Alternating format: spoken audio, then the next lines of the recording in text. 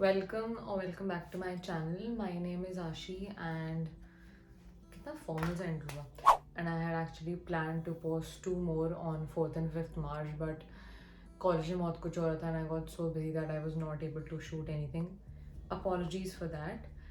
But 11th March को English का boards है and as promised I had to post one video before that. इससे पहले मैंने एक और English की video डाली थी but वो आई थिंक हो गए 7-8 दिन डाले हुए. And in that I mainly talked about क्योंकि बहुत ज़्यादा दिन का ब्रेक था तो उस टाइम पे कैसे यूटिलाइज़ करें इस टाइम को.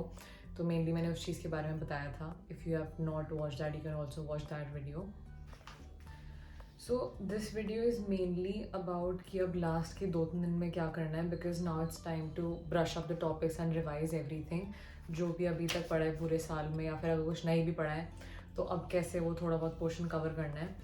So I will be talking about that. I have written down my points which I'm going to discuss right now. So without any further delay, let's begin with this video.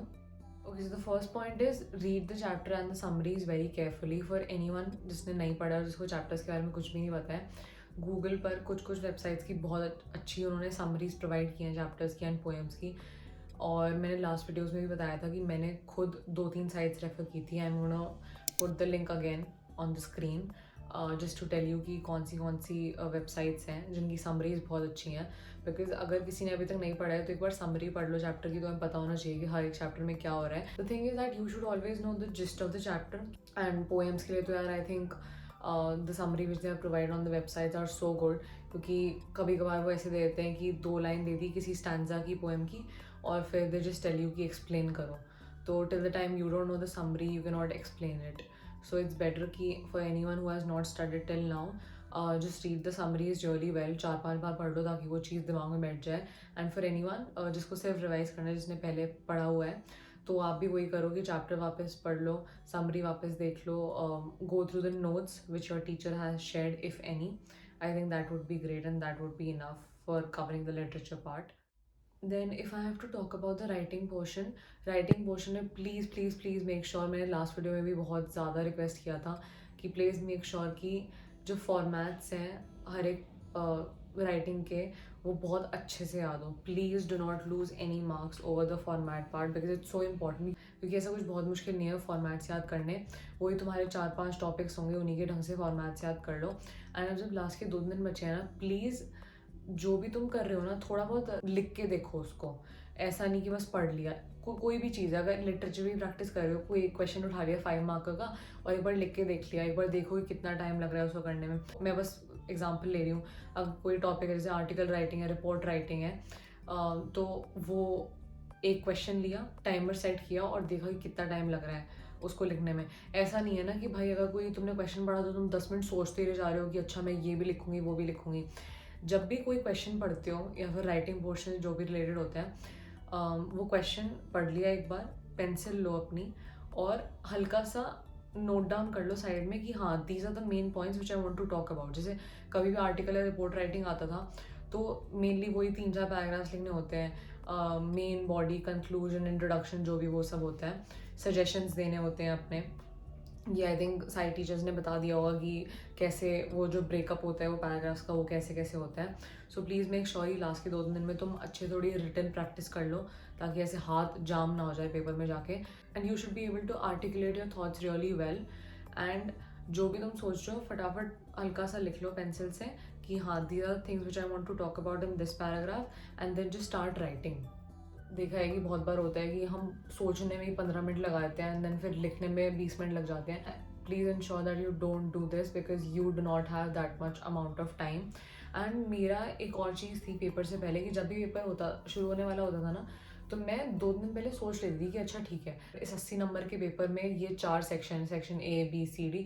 तो मुझे पता होता था कि अच्छा आधे घंटे मुझे ये सेक्शन करना है, 1 घंटा मुझे इस सेक्शन को देना है और मेरा पेपर 15 मिनट पहले हो जाना चाहिए. तो तुम्हारे भी माइंड में ये जो टाइमलाइन वाली चीज़ें ये चलती रहनी चाहिए कि अच्छा ठीक है कॉम्प्रीहेंशन में मैंने सोचा है कि मैं 20 मिनट दूंगी पहली कॉम्प्रीहेंशन में, टोटल कॉम्प्रीहेंशन भी आधे घंटे 40 मिनट जितना भी तुमने सोचा हुआ है वो हो जाना चाहिए. क्योंकि अगर तुम विदाउट एनी प्लान चल रहे हो तो तुम तो फिर अंधा ही चले जा रहे हो ना कि हाँ भाई कॉम्प्रीहेंशन में अगर लगा 1 घंटा तो लगा देंगे, but it's not like that.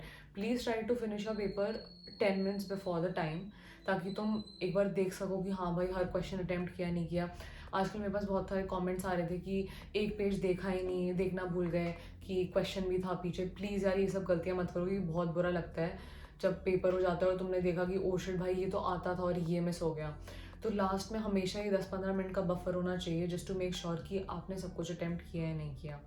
सो एक थोड़ा दिमाग में प्लान बना के चलो, कॉम्प्रिहेंशन में इतना टाइम देना है, राइटिंग पोर्शन में इतना देना है, लिटरेचर पोर्शन में इतना देना है, so that you are well aware कि अच्छा ठीक है, अगर 10 बजे पेपर शुरू है तो 10:30 तक मेरा ये ख़त्म हो जाए, 11 बजे तक मेरा ये ख़त्म हो जाए।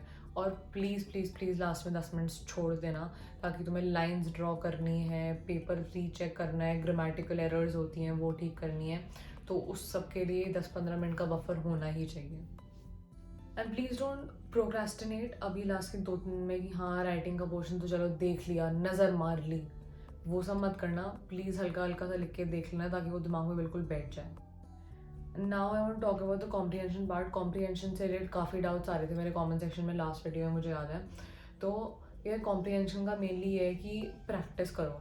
थोड़ा बहुत कभी कभार कंफ्यूज हो जाते हैं कॉम्प्रिहेंशन वाले क्वेश्चंस में, स्पेशली एमसीक्यूज में। मुझे एक क्वेश्चन अभी भी याद है जिसमें कंफ्यूज हुई थी लास्ट ईयर।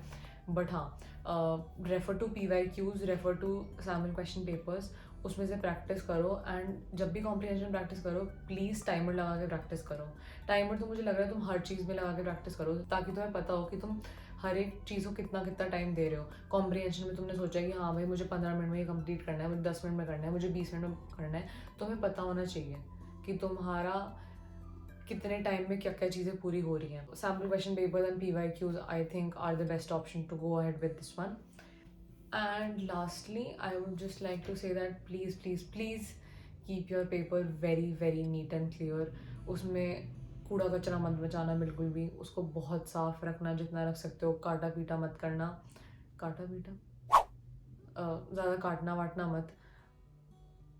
और अगर कोई वर्ड गलत भी लिख दिया है, don't use whitener. I think ये तो सारे टीचर्स ने बता दिया होगा कि वाइटनर बिल्कुल भी यूज़ नहीं करने हैं।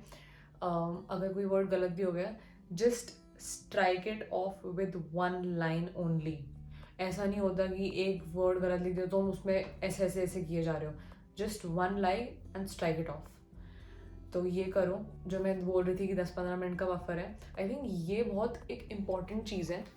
मुझे हमेशा लगता था कि मुझे बहुत OCD है, और बट मुझे कभी कभी अच्छी लगती है चीज़, क्योंकि अब मैं बताती हूँ कि वो जो लास्ट के जो 15 या 20 मिनट होते हैं ना, अगर किसी के पास बच जाए तो उसको बहुत इफेक्टिवली कैसे यूज़ करना है।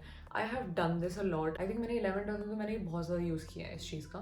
सो मैं क्या करती थी, जैसे ही मेरा पूरा पेपर होता था ना, डोंट वेस्ट टाइम कि भाई चलो देख लेते हैं बाकी आसपास में क्या हो रहा है। अगर हो गया है पेपर, तो ये लास्ट के 20 मिनट इतने इंपॉर्टेंट है ना कि they will give you surety that you have attempted everything. You will look at your paper and feel good कि oh my god, my paper is so neat and clean. I will draw lines, I will do this. Utilize this time to the maximum potential. Don't waste these 20 minutes. ऐसा मत सोचना कि हाँ 20 minute बचे हैं तो चलो भाई वॉशरूम टहल के आ जाते हैं। नहीं, वो 20 मिनट बाद भी हो सकता है, पानी पीना भी 20 मिनट बाद हो सकता है। प्लीज़ ये लास्ट के 20 मिनट बहुत अच्छे से यूज़ करना। मैं बताती हूँ मैं कैसे क्या करती थी। जैसे पेपर पूरा हुआ, keep your pen scale aside. शुरू से देखो, अपना साइड में क्वेश्चन पेपर रखो, साइड में आंसर शीट रखो, और एक एक क्वेश्चन देखो। क्वेश्चन 1 कॉम्प्रिहेंशन का 10 पार्ट्स हैं, ABCD मैंने सब कुछ किया है नहीं किया। अगर किया भी है, चेक द नंबरिंग, ABCDEFG पूरा चेक करो ढंग से, ठीक है। Move on to the next section, move on to the next question, ऐसे हर एक चीज़ें चेक करो।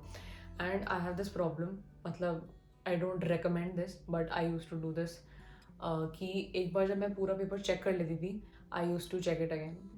आई know that's a problem, it's an issue, but जब मैं 2 बार चेक कर लेती थी ना, तब मैं 100% श्योर होती थी कि हाँ भाई मैंने हर एक क्वेश्चन किया है। I was so sure and that just gave me a lot of confidence.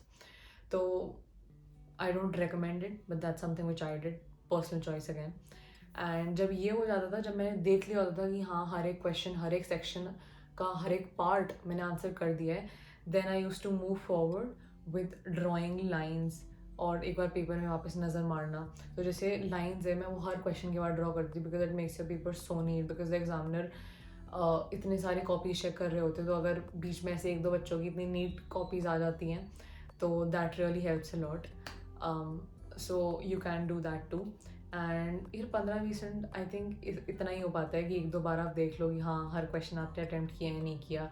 Lines draw कर दो अच्छे से, देखो आपका पेपर कितना साफ़ सुथरा है. कोई ग्रामेटिकल एरर्स हल्का सा एक बार नज़र मारो, ग्रामेटिकल एरर्स कोई भी दिख रही हैं उसी टाइम पर उसको हल्का सा एक स्ट्राइक ऑफ करके जो भी लिखना है तुम्हें वो लिख दो. तुम्हें लग रहा है किसी क्वेश्चन में मुझे एक और पॉइंट याद आ गया, अगर जगह बची है तो लिख देना. ऐसे वो यूँ लाइनें बना बना के ऊपर ऊपर लिखना मत शुरू कर देना कि ऊपर भी पूरा भर ही दिया है वो जो मार्जिन होता है. Don't do all these things. Keep your paper very very neat.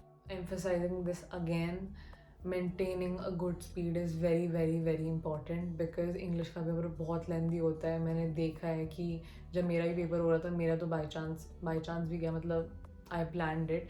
मेरा 10-15 मिनट पहले हो चुका था, but I saw so many people around me कि उनका पेपर पूरा ही नहीं हो पाया. So please don't make that mistake. Ensure that your paper gets completed on time. And yeah, for doing that you just have to maintain your speed since the very beginning. ऐसा नहीं है कि 10 चलो भाई अब 1 घंटे लिख लिया, 10 मिनट का ब्रेक लेते हैं. तुम्हारे पास ब्रेक लेने का बिल्कुल भी टाइम नहीं है. You can chill, you can sleep for 4 hours once the paper is done. But please make sure that you utilize these 3 hours to the maximum potential. Don't waste even a single minute. And yeah, that's it. Thank you so much for watching this video. I hope that you do really really really well in this paper. I hope कि जो मैंने बोला होगा you found that informative and helpful. Best of luck. I know you'll do great. That's it. Bye bye.